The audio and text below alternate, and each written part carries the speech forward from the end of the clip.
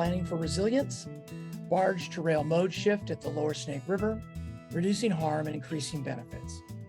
One of the things before we get in here is just to recognize that what's lovely about this aspect of the work is that we don't have to wait for the dams to be breached for this to be useful. And one of the things I really like about this work is that rivers and salmon transcend political boundaries and divisions. And the lower Snake River and its salmon and steelhead are a profound example of how East and West connect. They remind us of our shared aspirations for future generations and instill a common reverence for the beautiful place we inhabit. Inspired by the leadership and unity of tribes, and especially in the past year, along with transpartisan support for preserving these keystone species and restoring this mighty river, Solutionary Rail has assembled these slides and other data to support a transition to a future where everyone thrives. And why do we do this? Because fundamentally, we really believe that we are all in this together. And working with the communities to solve these problems is the ideal path forward. Everyone on this call probably knows that the salmon runs on the Snake River are on the verge of extinction. So I'm not going to go into much of that, but there is an urgency about solving this problem that is hard to overstate. The tribes have been giving clear signals that we really need to do this. We need to do it now. So we're doing our best to answer that, because salmon are not just a resource or an economic opportunity for tourism. They're actually at the foundation of indigenous cultures in this area. So one thing you'll notice throughout this set of slides is that I will continually refer to a map that looks a little retro. Now, early on in the Solutionary Rail process, we got a hold of a map from 1928. That map has continued to be very useful to us. One of the things I've always found fascinating is that in 1928, we had 3 times as much rail in Washington State. It served nearly every community, and 750 miles approximately were electrified. So this is fun to harken back, because I feel like railroads are a solution sort of hiding in plain sight, and they don't require some great new innovation. We know how to do this. So zooming in on that map and looking at this area from Spokane up in the top right-hand corner, and Pasco in the bottom left-hand corner, and Lewiston here, center bottom right-hand corner, is this Ellis Lower Snake River service area for wheat. Now, I've tried to juxtapose, and it's a little tricky because maps aren't always, made to be lined up. So forgive me if there's any inconsistencies here, but I think I tweaked it enough for you to get the feel of it. So this is the robust rail service that existed before the dams were even were put in. The old map will start to fade into the background. So you see here, now, a lot of the places we're going to talk about tonight are in these pieces that are faded into the background, elements of the infrastructure that are currently either not used or they're underused, and their restoration should be explored. This is a hybrid map, or I refer to it as a hybrid map, with the folks some folks up in Bellingham who work with Lisa McShane and her team on their recent work, looking at the emissions impact of dam removal. They volunteered to create a map for us that shows us all the elevators and the rail and the shuttle facilities, and as well as sort of the lay of the land. And in the online, you'll see that there are links so you can get to this map as well. And I hope it's of use to you. As I learn more and more about this issue and this region, it becomes clear that one way of dividing things to understand it better is think about the different sections of the river. So we have the first section, well, I'll call it section number 1, above Lower Granite Dam. The area, the water, the pool above Little Goose Dam. The pool above Lower Monumental Dam, and fourth, the pool above Ice Harbor Dam. So as we saw in the American Rivers report that Lisa McShane and others worked on, a lot of grain passes through Washington State ports, and most of it doesn't travel on the Snake River, and most of it is already on rail. So the portion that is on the Snake River, that it does not, that also then continues down the Columbia, is approximately, it's less than 3 million tons of grain, food, and food products. Idaho Conservation League has done some really great work. We've worked closely with Mitch Cutter there. So a lot of this work reflects the great work of others that we've just put together. But this is something that gives us a sense of the over the long term, the average of how much grain is going down the river and at what portions of the river. So here we have above Lower Granite Dam is on a year, an average over between 1999 and 2021. The average is about 38% of the grain is traveling, it gets loads on in that first section of the river. A little bit less, slightly less, but also significant amount, it loads in that second section of the river, from Lower Granite to Little Goose. And then it's a relatively small portion of the grain travels on that next two portions of the river. But the Little Goose to Lower Monumental on a 10-year average is a little less than 11%. And it's Lower Monumental to Ice Harbor is around 14%. Now those numbers are slightly different. Oh, I should also make the point that since 1999, the volume has continually trended down. Now this is not even nearly as dramatic a downward trend as is the trend of other products that are traveling down the river, pulp, pulse, and other materials that travel down the river, which are small in comparison to the volume of wheat. And that's why we're concentrating on the wheat. This is another graph from Idaho Conservation League. And here you just get to see over time the portion of the barge traffic by the percentage share in the system. In 2021, it was quite a bit more down on the lower section, but it was pretty consistent on the upper section. So above Lower Granite, there's 33, nearly 34%. Similar on the section number 2. Section number 3 is kind of similar to the 20-year average. And then the section number 4 jumped for some reason. All right. So what we're going to do now is we're going to look at the loading facilities at each section of the river and look at how are they served by rail, could they be served by rail, etc. So, and all of this data is from the Army Corps of Engineers. The link, again, if you're following along on your own computer or at that site and you go to the PowerPoint, these links will be active for you. All right. So section 1, above Lower Granite. These two ports, the Port of Lewiston, so North Lewiston, and the Port of Wilma in Washington State, Port of Lewiston is obviously in Idaho, are the major, they are the places in this section of the river where grain is loaded and anything is loaded onto barges. So using a rail map called Open Rail, we can see that these North Lewiston, the Port of Lewiston here, has rail service, and so does the Port of Wilma. And what you'll see next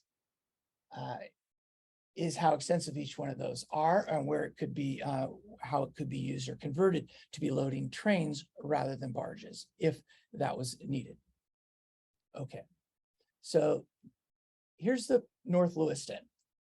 So in North Lewiston, you can see here, we've got those tracks highlighted, but I wanted to pull it out for you so you can see even in more detail how this terminal that is currently loading barges actually has its, the arms that reach out to load the barge, the conveyor, or whatever the term is for that, actually crosses the tracks.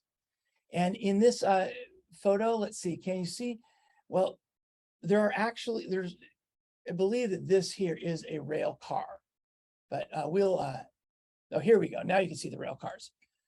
So high volume train loading capacity is critical for the rapid transition away from barging on the Lower Snake River.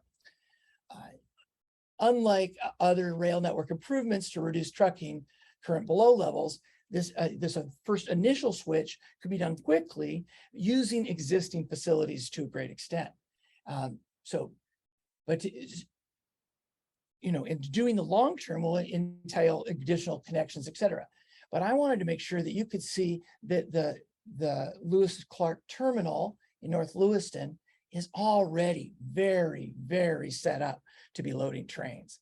So you can see there's a train here that you see these sidings, and you can see that the elevators are set up to load in that direction. So that's pretty cool. Now, I wanted to make a point about in regards to the who uses this facility. Well, you could, it's not easy to get to that kind of information because of the proprietary, the way that's dealt with for the railroads and for these facilities.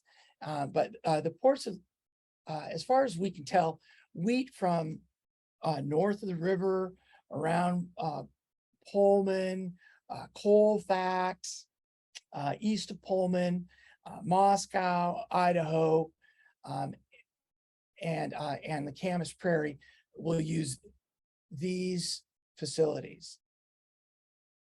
Now we're going to look at the Port of Wilma in Washington State. Using the open rail map, you can see that there's rail there. Now, what turns out to be true is that they've actually recently improved their rail. And also what I learned today from Lynn Loggy is that this Port of Wilma is where the grain that is grown, the Columbia growers up on the Camas Prairie truck their grain primarily to this facility. We don't have the tracks in between the river and the currently and the elevator, not operable tracks, but certainly it seems pretty clear that that additional tracks could be put in here. We see that there are tracks here that go through the port. And then I want to show you, I was a little surprised when we zoomed in on this, how updated and improved this track is. I think it's McGregor, a company, this facility up in the right-hand corner here at Port of Wilma is relatively new. And since it appears on the scene, the tracks have been greatly improved and the crossings are in new condition. So they're doing really well in Wilma. So I feel very positive about the 35% of the grain that's already coming down to that portion of the river could pretty much almost immediately be put on, really, we'd have to talk to the people who are smarter than me on that stuff, but it seems like it's an almost relatively immediate shift. Section 2, there are 3 facilities between Lower Granite and Little Goose Dam. They account for, again, around 34%, at least in 2021, of the food and farm projects barged downriver. The 3 locations are Almota, Central Ferry Terminal, and Palmer Grain Growers Facility at the Garfield County Port on the south side of the river. So here's Almota. Aerial view of Almota. This facility is not currently served by rail. It is proximate, is less than 200 feet from an existing rail line. It's imaginable that this could be engineered to be able to load trains up there or to create a siding, but it's not a no-brainer. This is a place where it might be best to provide better service upslope, up on the Palouse, rather than doing trying to build out this. I'm not saying for sure, but this is what comes to my mind. Going downriver, we come to Central Ferry, and here you see trains already on tracks at the facility. Yes, there's barge loading that's oriented towards the river, but it seems pretty clear that this could be reoriented. Here's this is from Open Rail. This is a rail map that shows you the Union Pacific sidings that go into the Central Ferry port. Let's see. So Central Ferry is obviously a place where a great deal of grain could pivot from barge to rail quite easily. Across the river, the Pomeroy Grain Growers Elevator at Garfield County Port is not served by rail, and we don't recommend that rail be added there. This is a situation where before the dams existed, trains would take grain from Pomeroy to Lyons Ferry, but that line no longer exists. That line, the line that it was, I believe it's the Oregon and Washington Railway and Navigation Company. There are parts of that railroad that might be worth returning rail service to, but it seems like the easiest solution here is to improve the bridge for crossing the river and bring this grain an additional 1.5 miles to be loaded at Central Ferry Terminal. This is what I was describing earlier, is that you can see here up in this bottom right, this 1928 map, that the Pomeroy used to be served by, yes, the Oregon and Washington Rail and Navigation Company.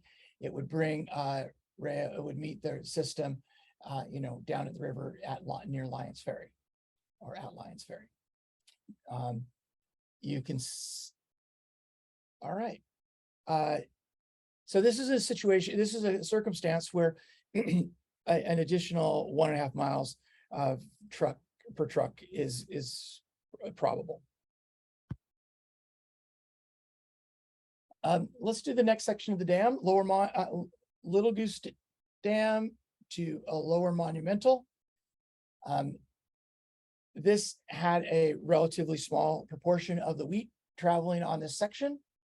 The Lyons Ferry elevator is not currently served by rail, but there is a line, former Camas Prairie and now in Union Pacific line that passes by Columbia Pulp. It's my understanding that Columbia Pulp filed bankruptcy recently. It seems that a reorientation or the creation of a siding here would be a reasonable project to undertake. Here's an aerial view of Columbia Pulp, and there they have extensive rail sidings, right, as you can see down in the lower right-hand corner. The only other place where rail is loaded onto grain is loaded onto barges in this section of the river is right above Lower Monumental Dam. It's the Devil's Canyon elevator. There are scenarios that can be imagined for bringing rail here, but it may be easier to keep that grain up on the plateau. So I just got back from Canada, so you're hearing my mom's Canadian accent come through. The Devil's Canyon elevator is not rail served. Post breaching, such a location could be served by a restored rail link from Windus to Riparia. This is a rail. There's a rail bed that's under the water here, flooded, but the The other possibility is that there could be a spur here on a rail service that goes up the hill, and we'll get to that later. All right. So despite this section of the river contributing the least volume of wheat or other freight, we find it special interest for its future potential because of that old Northern Pacific line that I show here in the 1928 map that was flooded when the dams were built. When Lower Monumental is breached, as said before, that section could function as an important component of a contiguous short line system. And we will get into the why we would do that and what I mean by contiguous short line. So the section 4, here we go, from Lower Monumental to Ice Harbor. This year was, or in 2021, it had a higher than usual percentage. Grain was loaded there. The 20-year average is around 14%. Getting grain from Windust and Devil's Canyon onto rail upslope will require some investments in returning old rail corridor to service.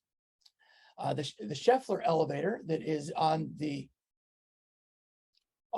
south side of the river, the Scheffler elevator, there's a large valley that used to be served by, I believe, a BNSF line that is no longer in service and really doesn't look like it could come back to service. So there are some other possibilities for that wheat going toward what we're going to call the Walla Walla service area and the Walla Walla and Columbia Railroad. Avoiding coming down to the river might be a good idea for the for the Devil's Canyon elevator. We'll look into more of that later. So the barge loading, as you can see, at Lower Monumental is here at Windust. What I would like you to, this is now the first time you're going to see this yellow boundary. The yellow boundary is the boundary of the state park called the Columbia Plateau Trail. It is owned by the state of Washington. It is a very remote trail that has very little use and sections that are not particularly improved. So that Columbia Plateau Trail is part of our proposal for moving forward. And I just thought you'd also might note here that the Columbia Plateau Trail and in the center part of the map here, it's going to start to go uphill. Note that old rail line that we saw on the other side of the dam also is that old right-of-way is owned by the state.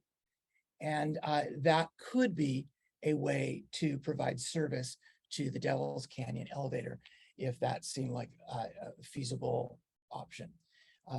Windust, if this rail line, if the Columbia Plateau Trail was returned to rail service,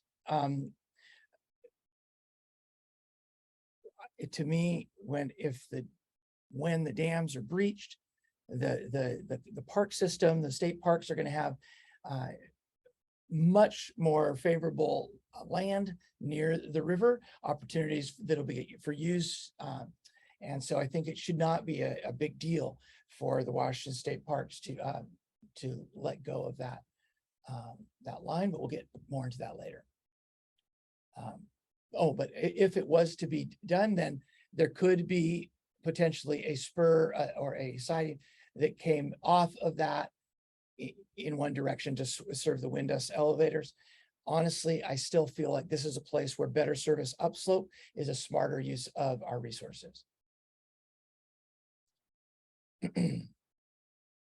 Columbia Plateau Trail, also abandoned railroad, also Columbia Plateau Trail, Burr Canyon Road, and the Windust elevator. Okay. Scheffler on the other side of the river. Their Union Pacific tracks pass right under the arm that reaches out to load barges at Northwest Grain Growers elevator at Scheffler. I don't know whether there's actually, if the slope is, if it's feasible to put in a siding here or not. I think that there may be better options further closer to the existing rail service. Okay, after Ice Harbor Dam, there's also infrastructure that's either currently is currently set up for loading trains, or it could be. Tri-Cities Grain owns a facility on both sides of the river, one in Pasco and one in Burbank.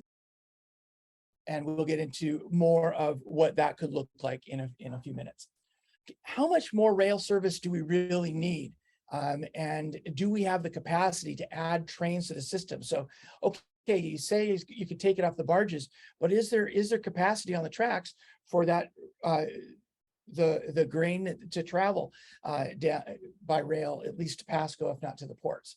So based on the 2.6 million tons by barge in 2021, the additional rail service that we're talking about is less than 5 additional trains per week, 1 unit train per day if we're talking about 100-car trains, or if it's a short line system with shorter trains, it could be something like in the ballpark of 760 short trains, 33-car trains spread across 3 service areas.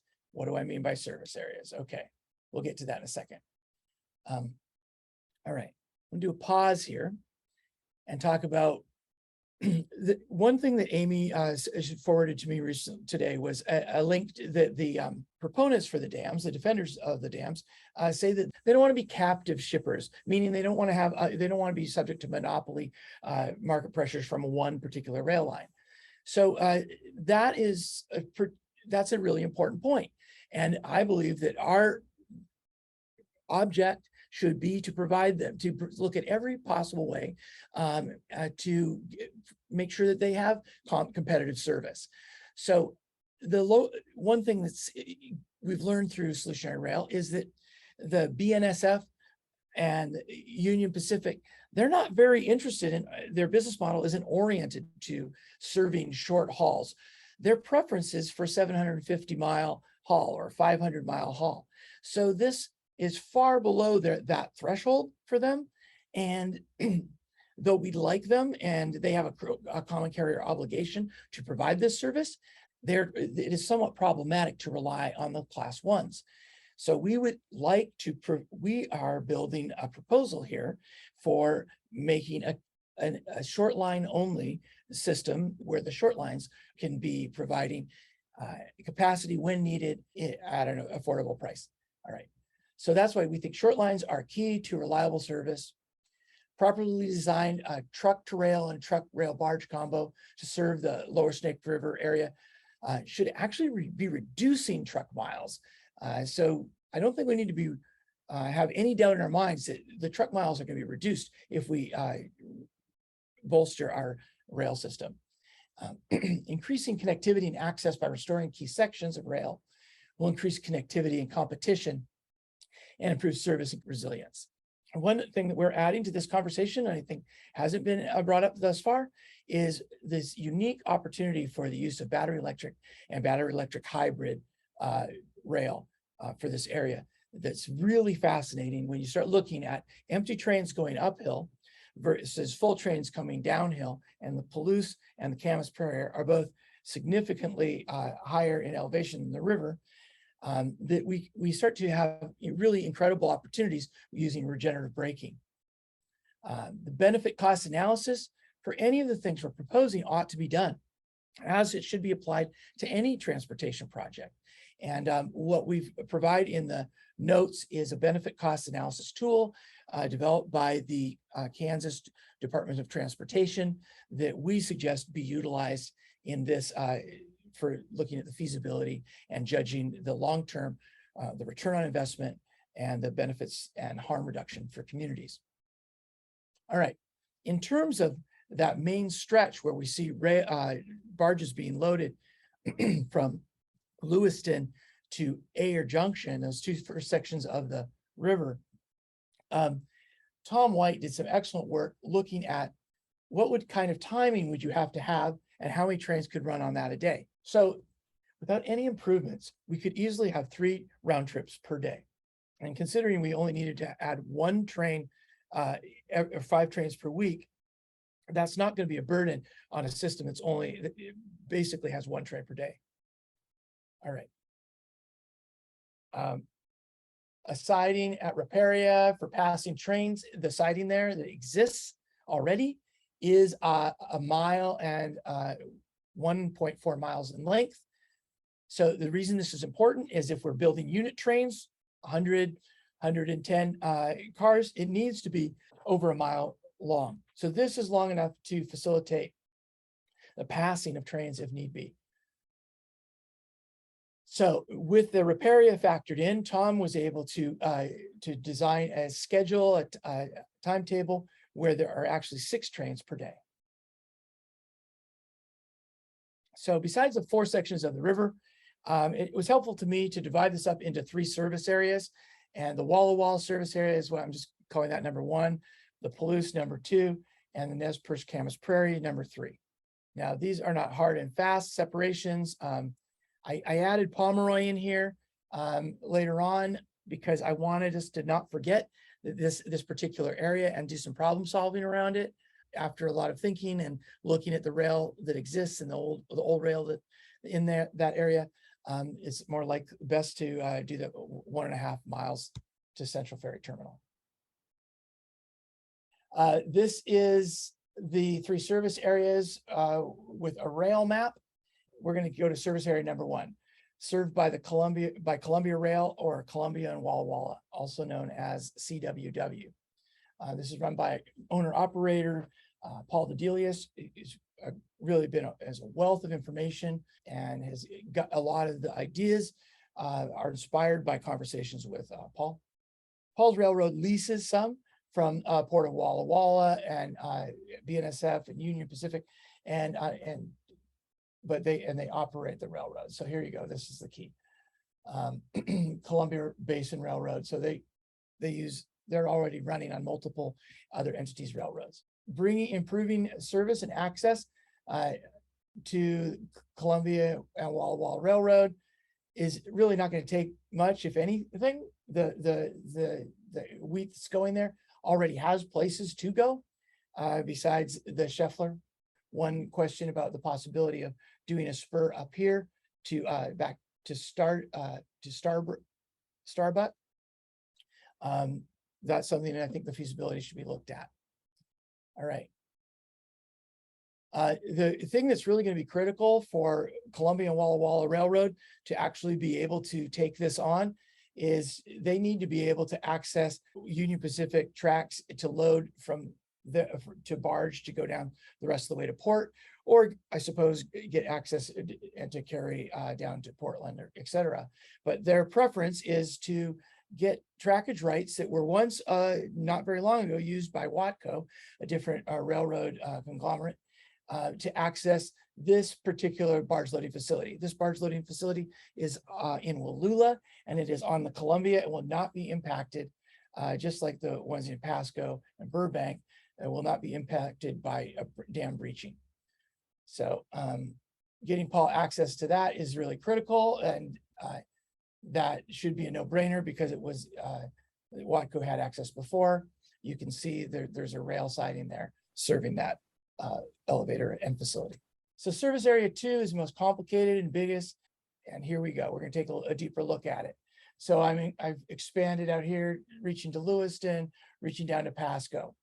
This is made up of 3 distinct systems: the Great Northwest Railroad, which is a part of the former Camas Prairie Railroad that runs just past Lewiston down to Ayer Junction and has trackage rights all the way down to at least Wallula.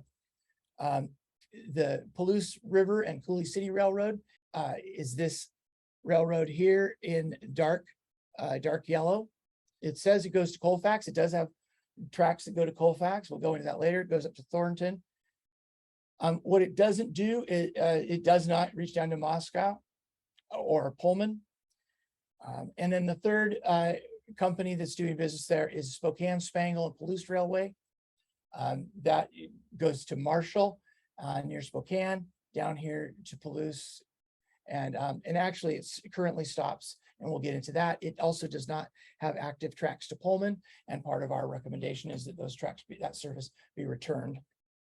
What's also fascinating about this is that those are the railroads that operate on these tracks here on this, this what's called the P&L.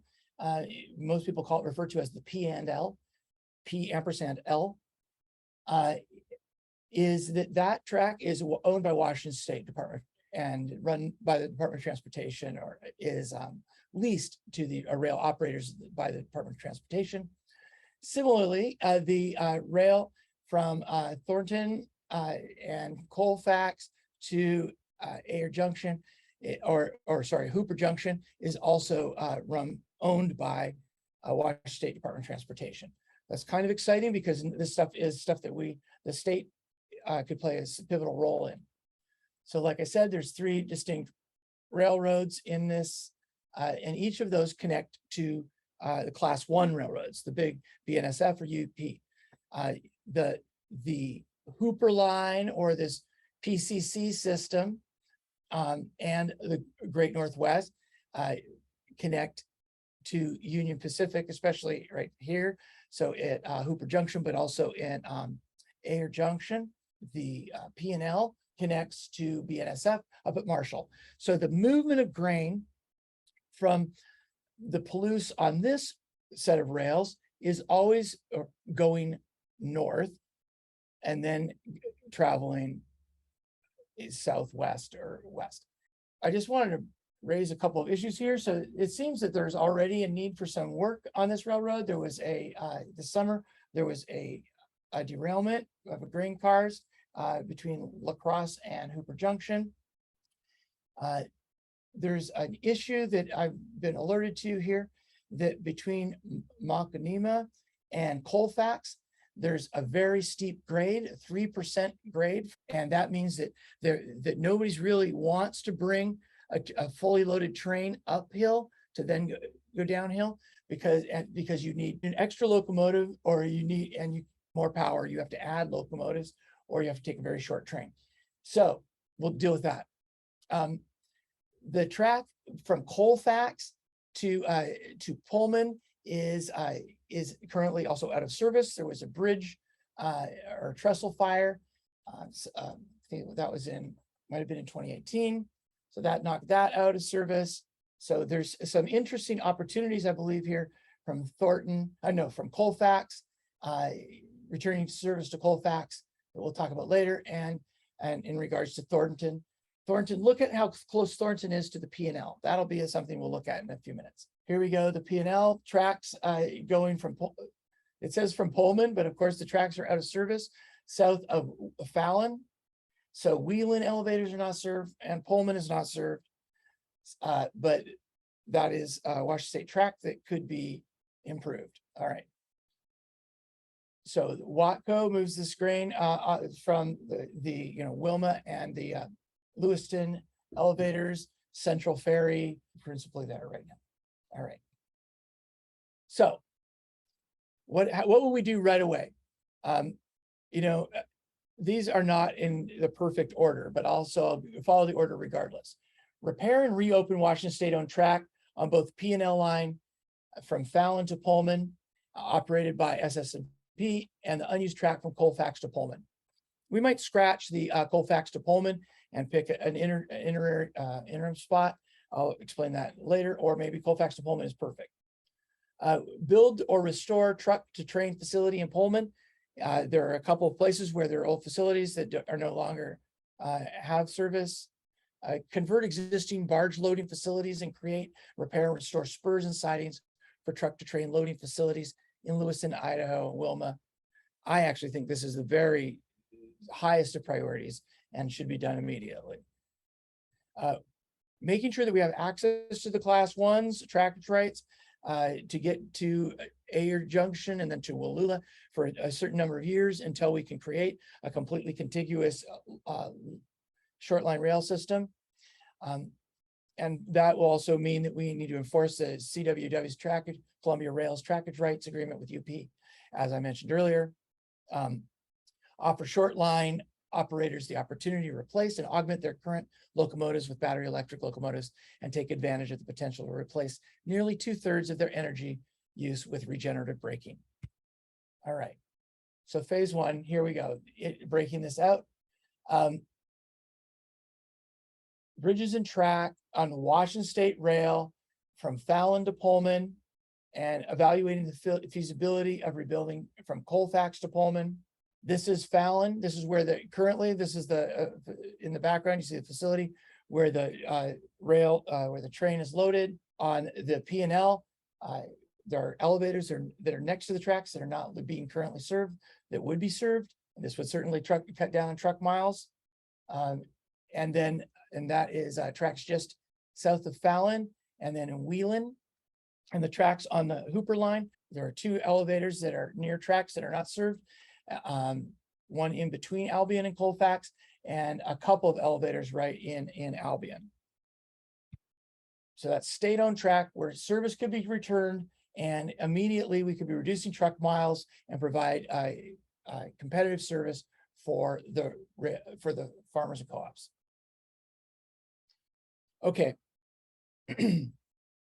Colfax is, because of this grade here, remember, this is the wheat traveling on this system is traveling west and down towards the river. The grade toward Mokanima from Colfax exceeds 1%.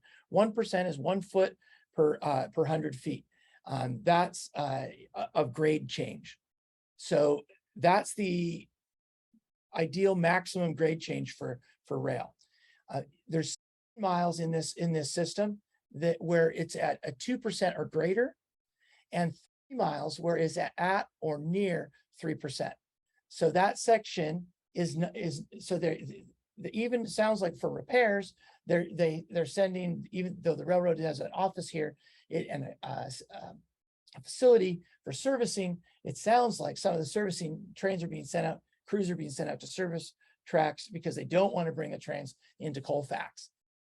Spokane Seed also has a gigantic facility in Colfax that is trucking elsewhere and has tracks that go right through the facility. They're not being utilized. So I think that we should really strongly look at the possibility of joining up the Colfax area to the P&L system. And by doing that, by going north through Garfield. Track bed is mostly visible from Google Earth. From Colfax to Garfield, there is a on rail, formerly rail served elevator at Glenwood, as pictured here. I think that's something that really deserves attention. Another action step is to build or restore facilities in Pullman. So here's some screenshots of this. Is on the west side of Pullman, where there used to be a rail served grain elevator. And then there's another area in Pullman that looks like we could potentially recover it. That's just a little bit closer into town, off of Southeast Riverside Street.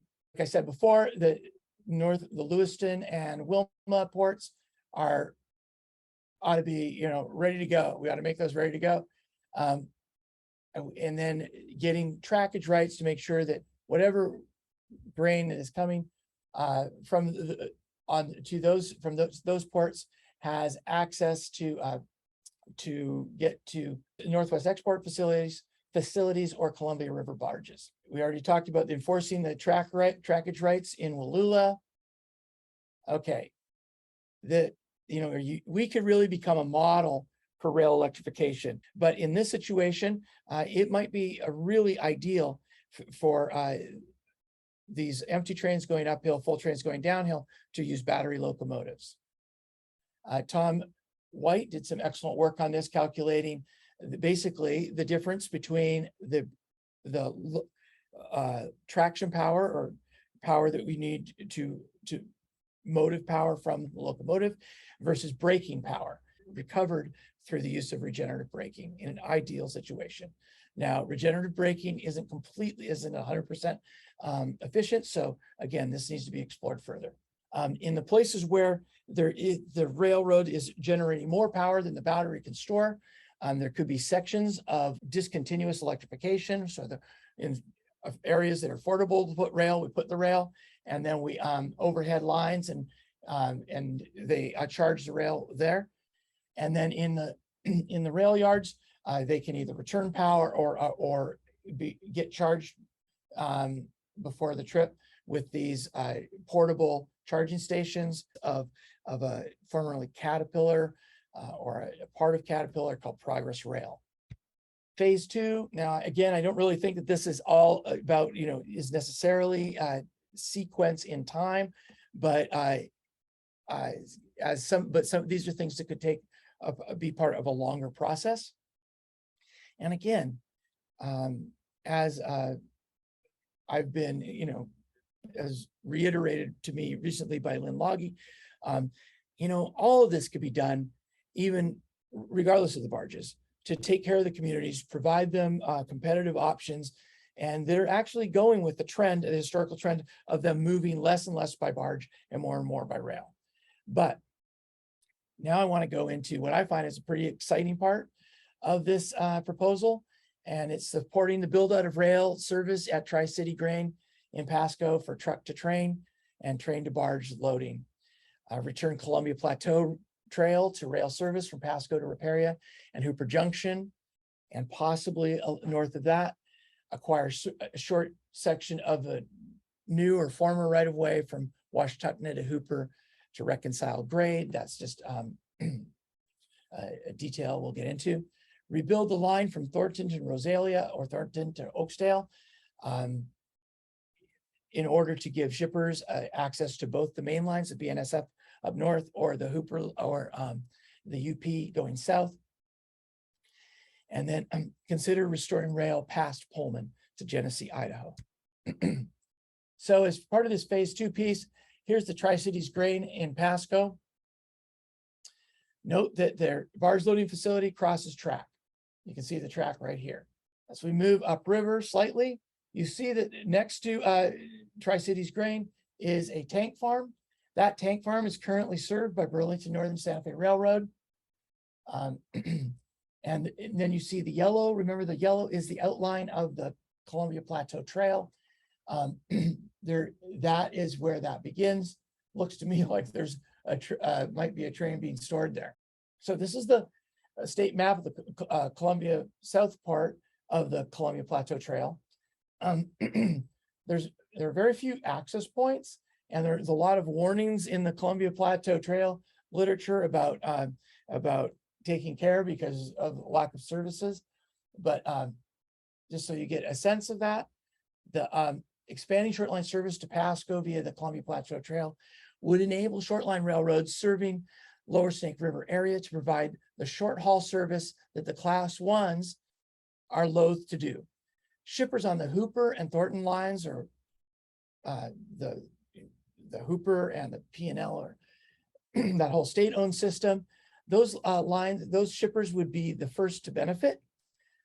In the future, trains originating on the Camas Prairie or Lewiston, or even Pullman and the P&L would benefit from the option to either access Columbia River barges here or get rail service all the way to the Northwest seaports. In combination with asserting our regulatory role of the Surface Transportation Board, making sure that it enforces common carrier obligations of the main lines. This would provide shippers more options and increase price competition. I guess I bring up the Surface Transportation Board because of the importance of, if we don't want to put grain on, if we want to keep it on the train, once you put it on a train, we got to make sure we can get those trains down to Portland, Kalama, or some of them, I guess, even continue north towards Tacoma or Seattle. There is actually a new rail yard going in the port, proposed for the Port of Tacoma, which we need to investigate further. Okay. Oh, and this is the other piece of that. I really feel like the Washington State Parks uh, uh, are probably not very interested in retaining this if they're going to have to develop trail along the Snake River. Because obviously, Snake trail along the Snake River is going to have so much greater cultural, historic, and recreational value. All right. So the yellow lines is the Columbia Plateau Trail. So you'll see the Burlington Northern operated on what is now much of the Columbia Plateau Trail until 1987. The section of the CPT we propose to return to rail includes right-of-way from the old Spokane, Portland, Seattle Railway, as well as sections of the Northern Pacific. The yellow line on the left map and the following slides delineates the CPT park boundaries. The map on the right is the 1928 rail map of the same area. So you see the shapes of how it goes up slope at lower Monumental. Here we go. We see that here as well. Right now, there's no rail coming down Devil's Canyon here. We have rail currently still is coming down to Riparia and then Ayer Junction through Hooper and the Hooper Junction. But we don't have any track currently coming down slope to rail at this section.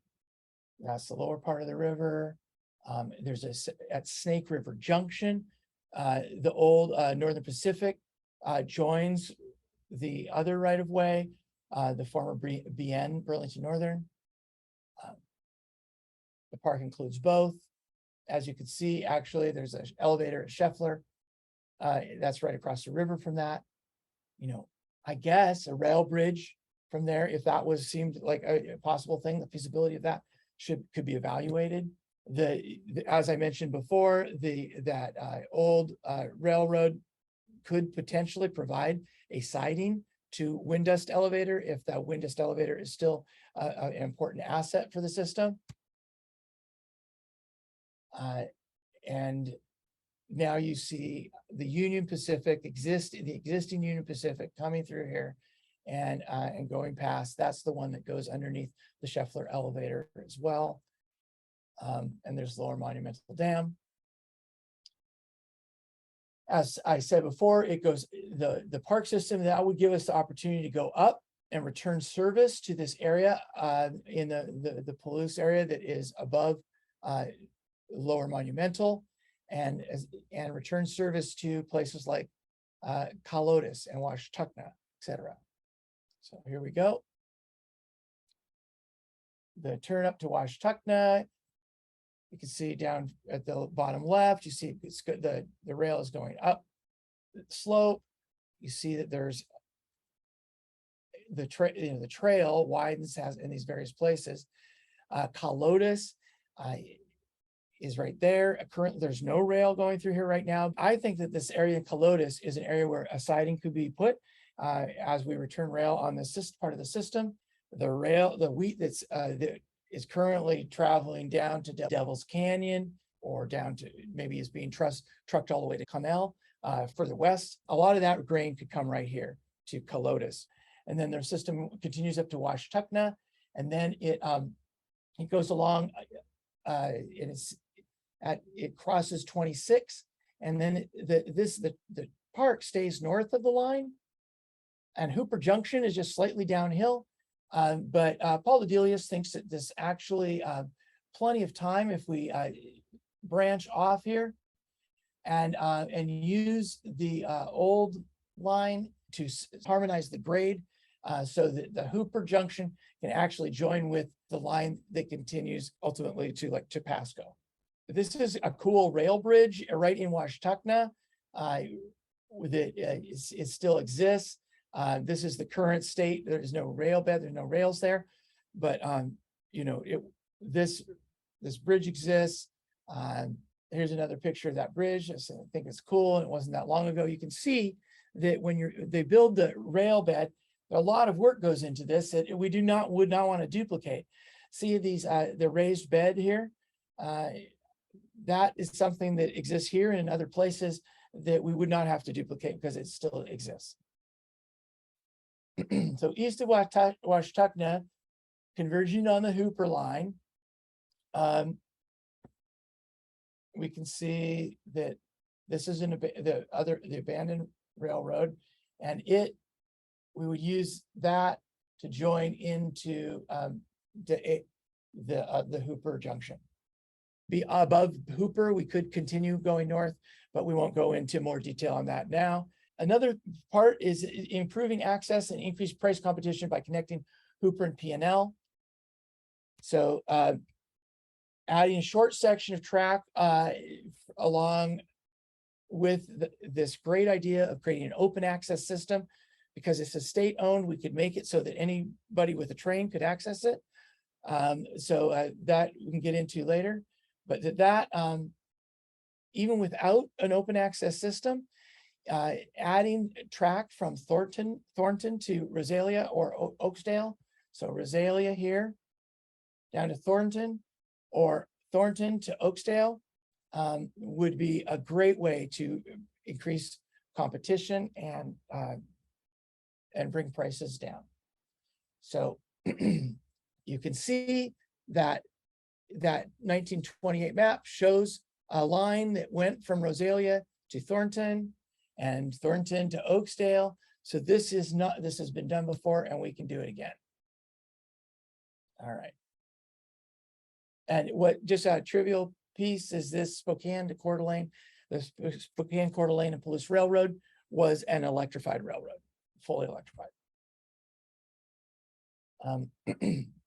Restoring rail along, this is what we're talking about as phase 3. It's, after breaching the dams, and then this rail between Lower Monumental and Palouse that is currently flooded, and you see it in the 1928 map, in the Northern Pacific here, that could be rebuilt. Clearly, it could be owned by the state and be part of a contiguous system that starts,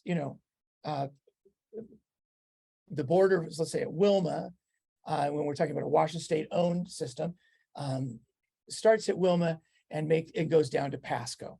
That would be incredible. And then it goes from the Devil's Canyon area up through the Hooper line, connecting to the P&L that is actually goes up to Marshall. So it could be a very contiguous system with lots of service opportunities. The last system that I want to speak about before we go into questions is this idea of the Nez Perce Camas Prairie system. I think it's very interesting. The Port of Lewiston could own it. Obviously, I would very much prefer if the Nez Perce tribe were to own this system. I think there's a lot of historic poetry in that scenario, but it's not the only scenario that's needed. And what I learned today was that there was a group that approached the Port of Lewiston must have been around 2000 when a section was up for sale, and was asking the Port of Lewiston to purchase it. Instead, it was purchased by a guy named Tom Williams, who owns Bountiful Grain and Camas Prairie, and Craig Mountain Railroad. So it was going to be abandoned, but the buyer asked the Surface Transportation Board to not put it, the portion from Cottonwood to Lewiston or Lapway here, to not abandon that.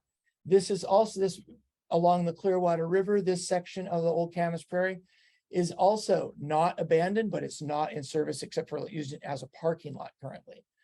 That has some really great opportunities on that section, but I'm going to focus on this section that goes up the Camas Prairie. I know that we switched directions here, but here we go, Lapway. This is from an old timetable from the Camas Prairie Railroad. And it's not that long ago. I believe it was from the 90s. This section from Cottonwood to Grangeville is abandoned. It is a trail that's supposed to be being managed by the owners of this railroad. From Cottonwood to Lapway is currently owned and controlled by the railroad I just mentioned. but they are not providing service. There were shippers who said they wanted service, but they're not providing service. And they've actually ripped out the railroads without authorization to abandon it from Cotton to Craigmont. And now they're talking about it from Craigmont to Cul-de-sac, or in the process of doing so. Shippers there could file an injunction with the Surface Transportation Board to stop that unauthorized abandonment. And there is even the potential in this area for a forced sale due to the negligent treatment of the railroad by the current owner. I hate to say that. This guy, Mike Williams, is a nice guy, but he's not using his railroad properly. All right. So we estimate from these volumes that were mapped out by a study that was done a couple of years ago to be approximately 455,000 tons. The report by American Rivers referred to this area as something that could be used, it was ready for use. It's not actually ready for use. So I think it's sort of problematic. We have to make sure that that gets cleared up. But this area goes, it probably takes up about 50% of the grain that's going to Wilma, or possibly Port of Lewiston, we believe to Wilma. All right, so it gains 2,500 feet in 25 miles. And so we think that the potential for energy generation, especially from Rubens or Craigmont to Spalding, we've got a situation here where it's producing more energy than it's using. All right. And here's the abandoned rail, the piles of rail garbage, old that are in Craigmont and Ferdinand and Cottonwood that really shouldn't be there. And that those communities could be asking for that service. That other branch of that line is where we think we could have a commuter train, tourist train. The Clearwater is such a beautiful place, and that route is gorgeous. Could also provide commuter service for tribal employees or folks who work along the river. I just wanted to thank you very much for your patience. I know there's a lot of questions. I'm going to stop the screen share and try to get to your questions.